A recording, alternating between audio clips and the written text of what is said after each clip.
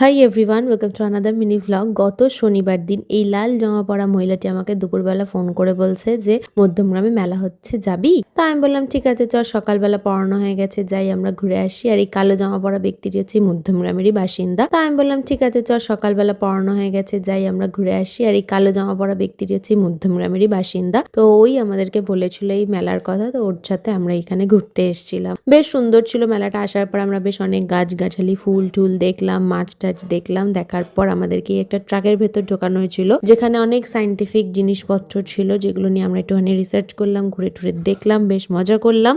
আর mainly আমরা দেখতে এসেছিলাম এখানে আকৃতি কাক্কারকে। বাট আসার পর জানতে পারি আকৃতি কাক্কার স্টেজে উঠবেই 8:30, আর বাঙালির 8:30 মানেই সেটা 9টা। আকৃতি কাক্কারকে দেখতে এসে তাকে দেখতে না পেয়েও আমরা খুব একটা নিরাশ হয়নি। তার কারণ হচ্ছে এনারা, আমরা এখানে এসে সৌম্যজিতের গান শুনে গেছি। बरसात को लारी फिरो इन हवाओं में क्या मैं छू लगा इन घटाओं